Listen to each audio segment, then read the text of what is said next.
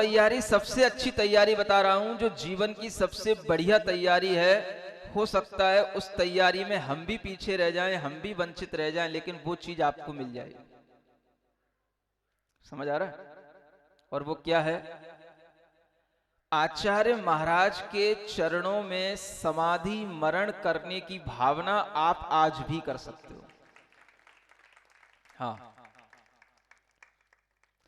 हो सकता है कि वो अगर मुझे कहीं समाधि मरण करना पड़े तो मुझे अपने पास ना बुलाएं।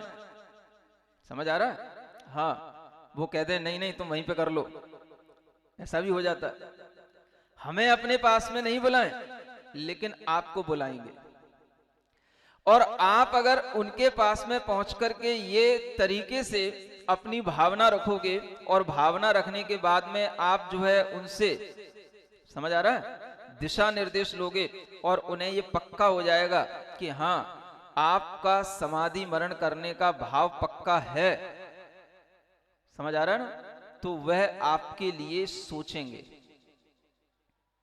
आपकी योग्यता देखेंगे, आपके बारे में सोचेंगे, और आपको सही दिशा निर्देश देकर के आपका जब समय आएगा तो उस समय पर अपने पास में भी बुला लेंगे, और आपको अपने पास में बुला करके सब कुछ अध्यात्म सूत्र नमोकार मंत्र सब सुनाएंगे, और आपका अच्छा समाधि मरण कराएंगे, जो आज भी कई लोगों ने किया है और कर रहे हैं। समझ आ रहा? एक अभी बॉम्बे के जयसुख भाई नाम के व्यक्ति हैं, जिनका समाधि मरण आचार्य महाराज के चरणों में हुआ। उन्होंने आचार्य महाराज से व्रत लिए, प्रतिमाएं ली, और उसके बाद में जब उन्हें लगने लगा कि हमारा समय अब निकट है, अस्वस्थता ज़्यादा बढ़ रही है, तो वो आचार्य महाराज से निवेदन किए।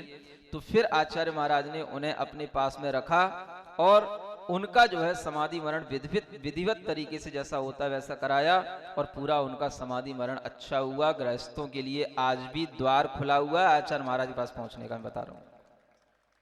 सुन रहे हो? हाँ, पुरुषों के लिए भी है, स्त्रियों के लिए भी है।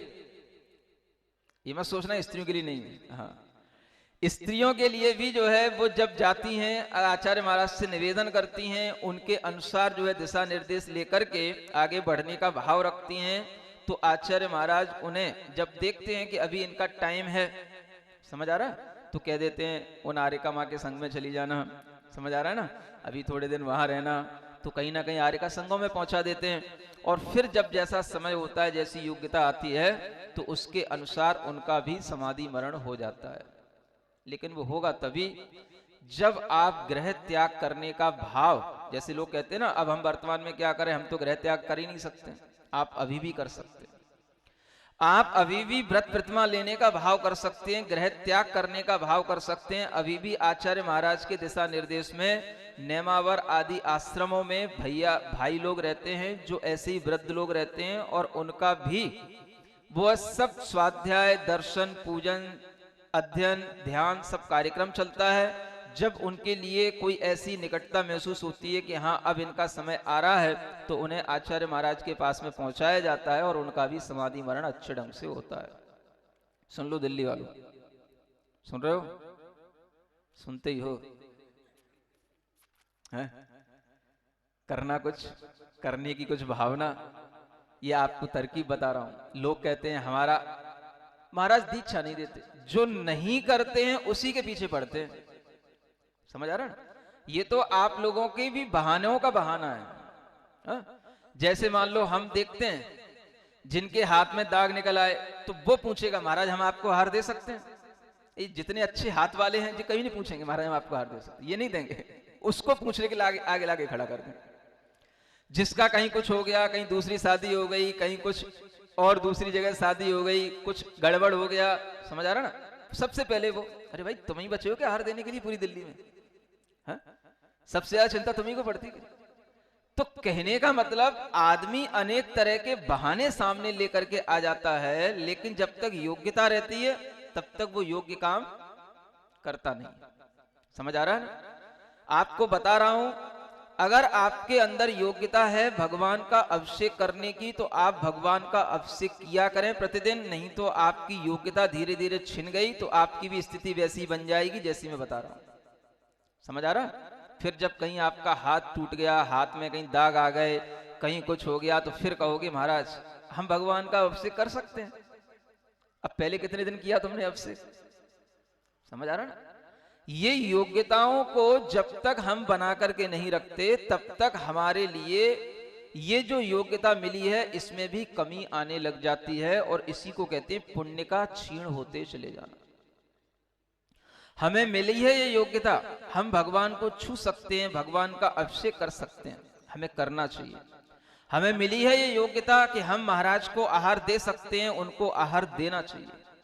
समझ आ रहा?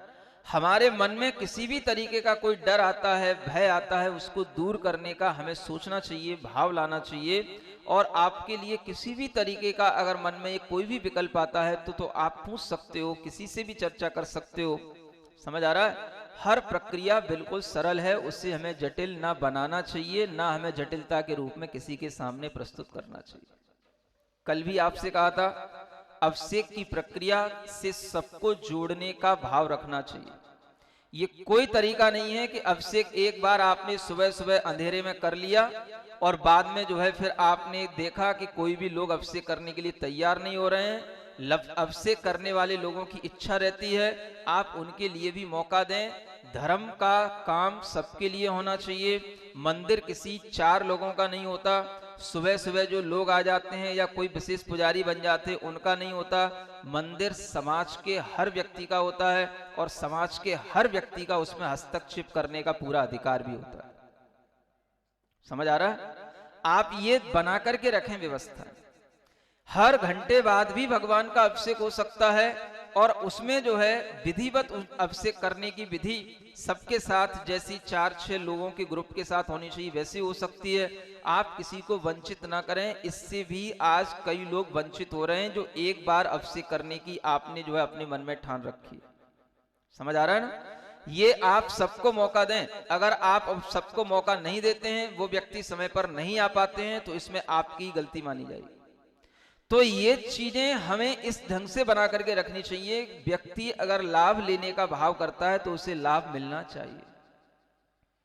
आहार दान करने का भाव करता है, उसे आहार दान देने के लिए भी आपको ये बताना चाहिए कि किसी भी तरीके की कोई भी, समझ आ रहा है, ज्यादा कोई नियमावली, ज्यादा कोई बाउंडेशन नहीं है।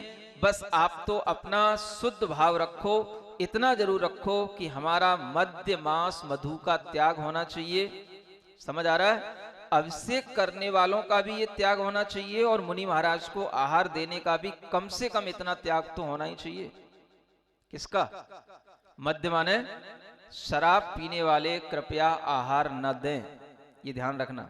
समझ आ रहा ना? ऐसा नहीं है कि महाराज का कुछ भी नियम नहीं है, ऐसी गलत फहमी नहीं पाल लेना। कम से कम जो जैनों का कुलाचार है उतना तो हो। आपको और जो बात के बड़े बड़े नियम है वो आप नहीं ले पाते हो, कोई बात नहीं, लेकिन कम से कम इतना अभिषेक के लिए भी नियम रखना चाहिए। समझ आ रहा है ना? कई लोगों के बारे में ऐसा सुनने में आता है कि लोग जो है पीते हैं और फिर भी भगवान का अभिषेक करते हैं। ये गलत तरीका है। क्या सुनने में आ रहा है? हाँ, कभी भी भगवान का अभिषेक करने की इतनी योग्यताएं बना के रखना चाहिए। ड्रिंकिंग करने वाला नहीं हो, मांस खाने वाला नहीं हो, अंडा खाने वाला नहीं हो। समझ आ रहा है ना? और शहद का सेवन करने वाला। मद्य मांस मधु ये 3 विकारों से तो बचे पहले। रात्रि भोजन आदि जो पीना, जल का अनछनापन, जैसा भी जो कुछ भी है वो तो आपकी मजबूरी है, वो एक अलग बात है। लेकिन ये 3 चीजें अभी भी इनको करने में कोई दिक्कत नहीं है। और इसमें भी अगर किसी के अंदर कमी आ जाती है तो आप उससे कह सकते हो, भाई आप अभिषेक के अधिकारी नहीं हो, आप महाराज को आहार देने के अधिकारी नहीं हो।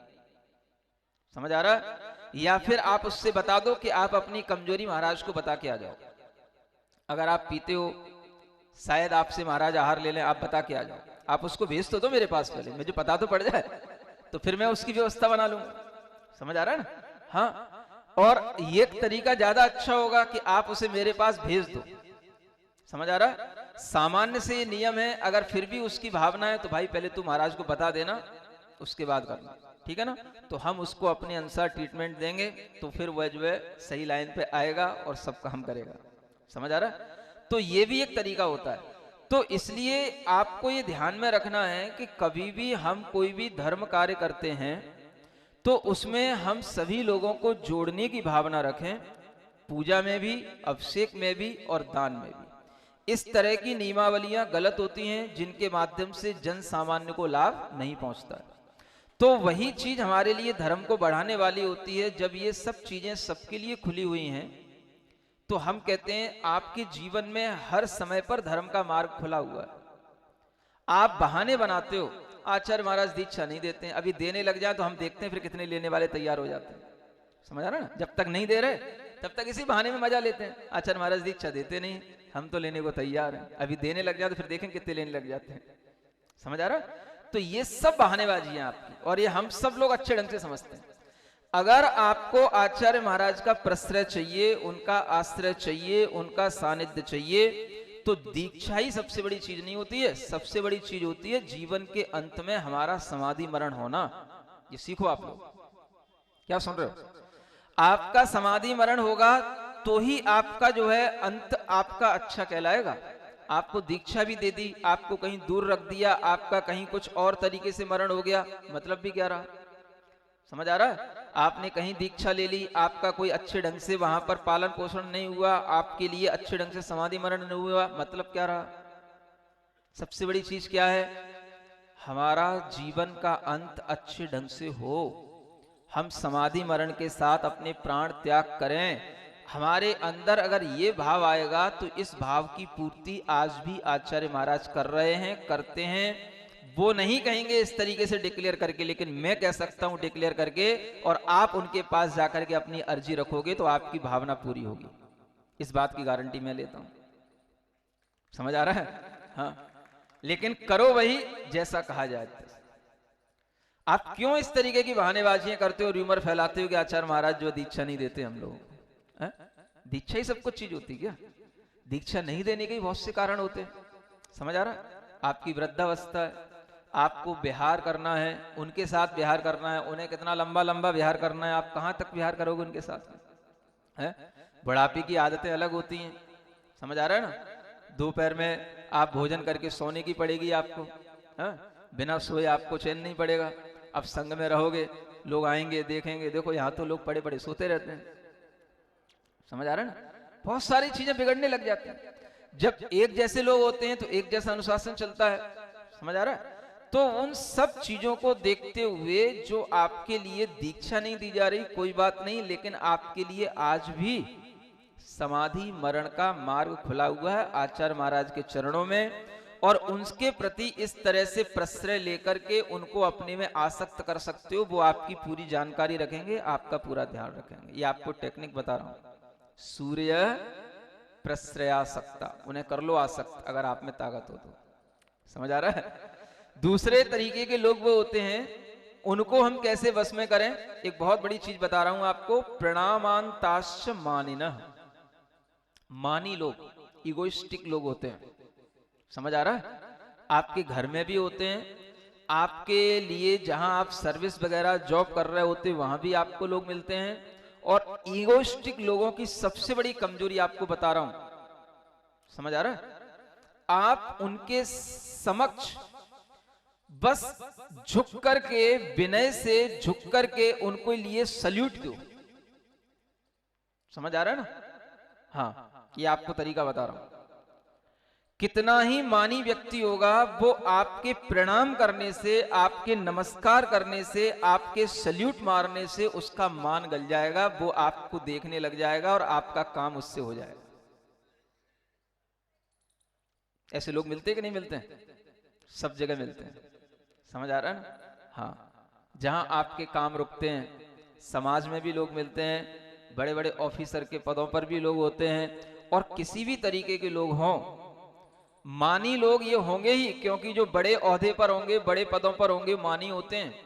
और उनके मान को गलाने का सबसे अच्छा तरीका यह है कि उनकी आप क्या करो, बार बार उन्हें विनय के साथ उनके लिए झुको उनके सामने। समझ आ रहा है? विनय नहीं भी हो तो भी वे झुकता हुआ देखेंगे अपने चरणों में, तो उनका मान गलेगा। ये मानी लोगों की सबसे बड़ी कमी बता रहा हूं।